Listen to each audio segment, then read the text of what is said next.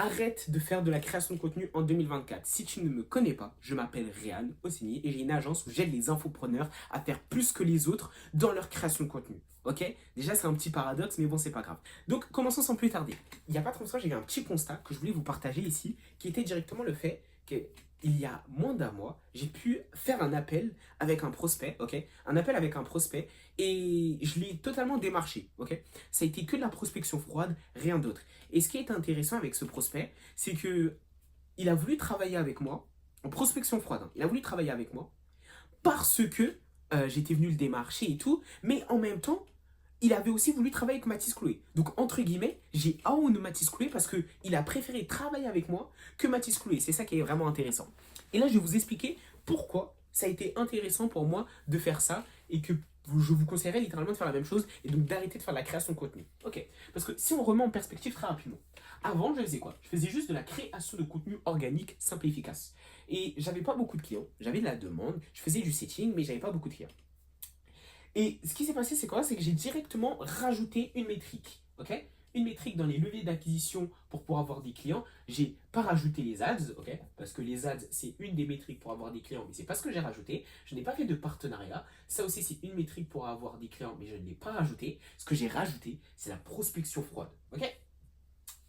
On voit beaucoup sur internet nous dire oui, bon, la prospection froide, c'est pas ce qui est le plus utile. La prospection froide, c'est juste pour tester son offre. Non, non. La prospection froide sera toujours un levier d'acquisition qui sera très important. Parce que n'oublie pas que la prospection froide est le seul levier d'acquisition qui est prédictible. C'est le seul levier d'acquisition qui va te permettre de savoir que si tu envoies 5 messages, tu auras 3 réponses. Si tu envoies 10 messages, tu auras 5 réponses. Ok?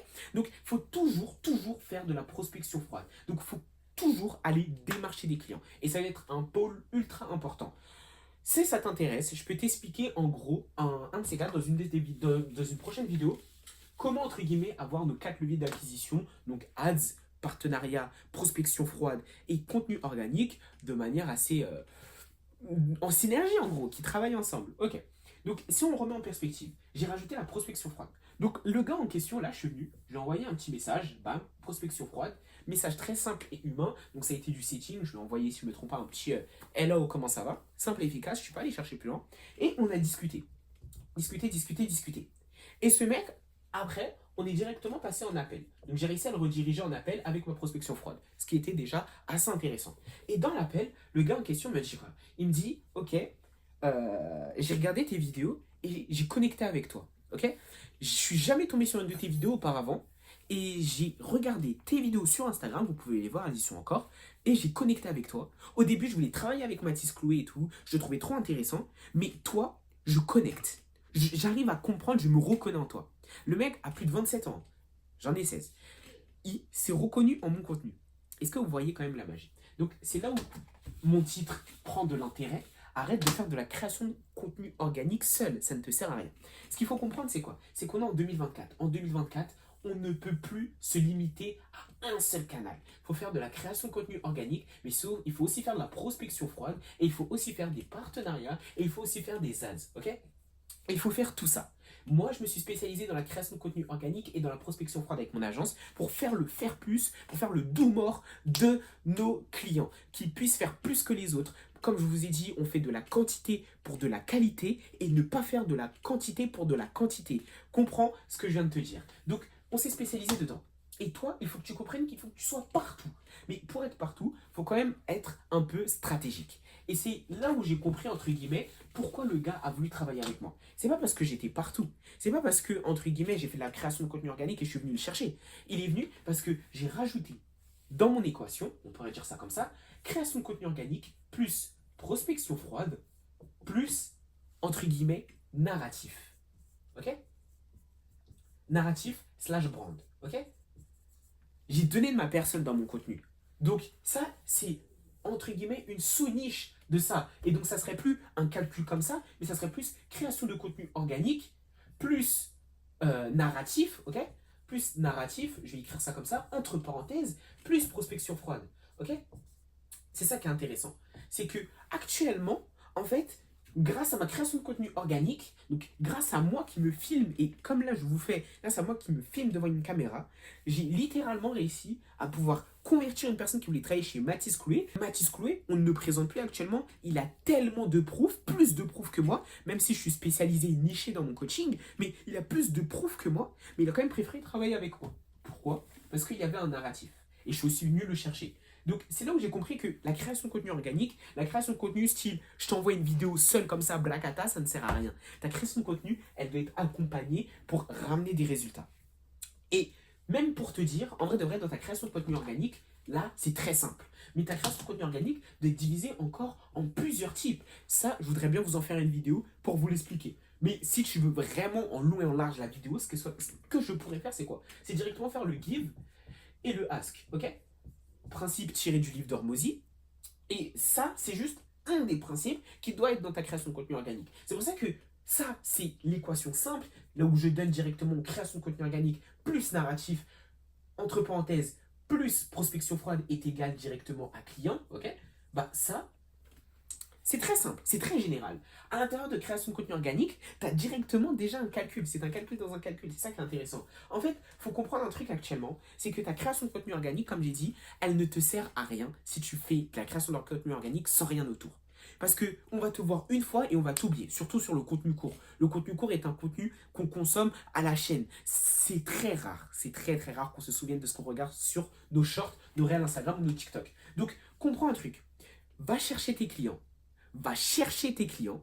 Va chercher tes clients pour que tu comprennes bien qu'il faut aller les chercher.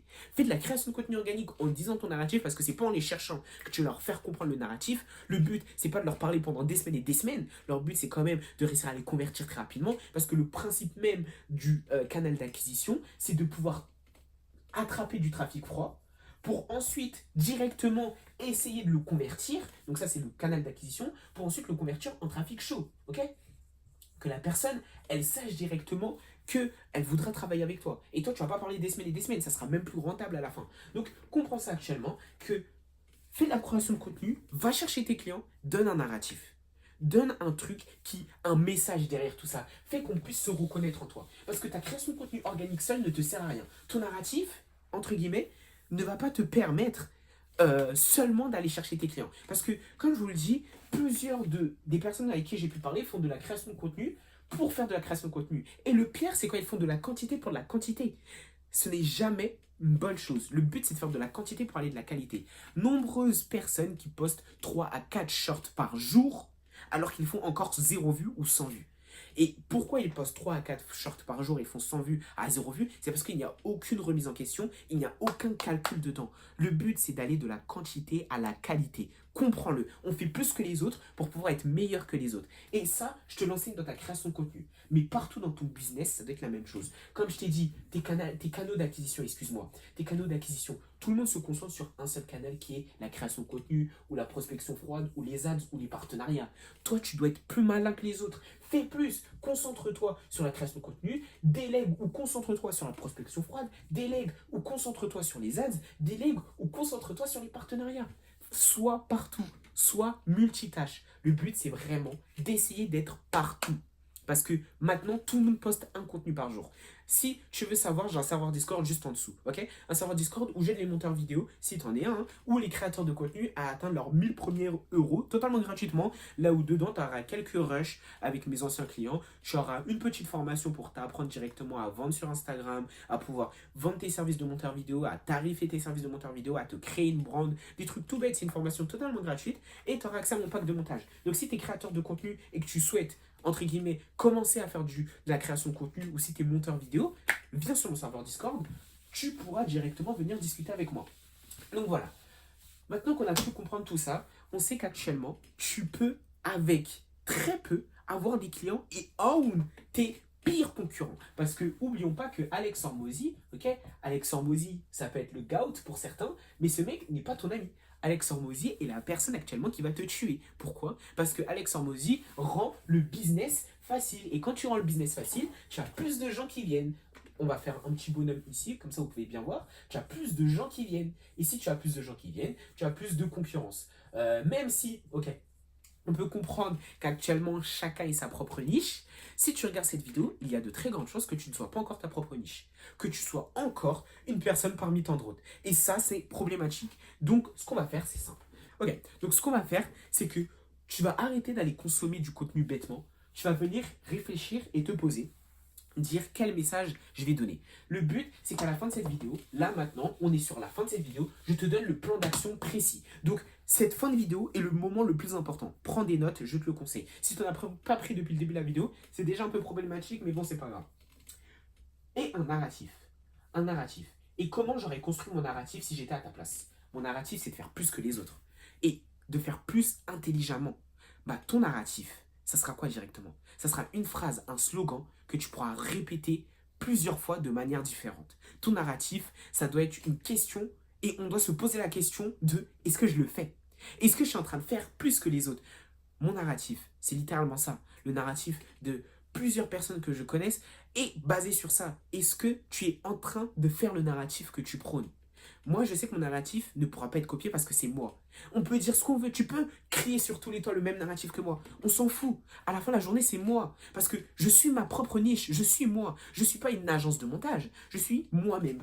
J'ai créé un narratif. J'ai créé le pourquoi. J'ai créé le why. Mais j'ai ma personne qui vient. Et les personnes qui voudront travailler avec moi, c'est des personnes qui me ressemblent. Bah, toi, ça va être la même chose. Ton contenu n'attire que ce que tu es ou n'attire que ce que tu fais. Donc, simple et efficace, crée ton narratif.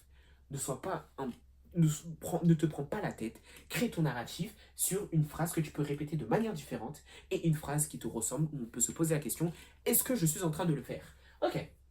Après avoir créé ton narratif directement, fais de la création de contenu organique. Ça, je te ferai directement une masterclass dans la prochaine vidéo qui pourrait être intéressante. Et de deux, fais de la prospection froide. Maintenant, ta prospection froide, ça va pas directement être la prospection froide de Mathis Chloé. Ça aussi, je pourrais en faire une vidéo, mais je t'explique très rapidement.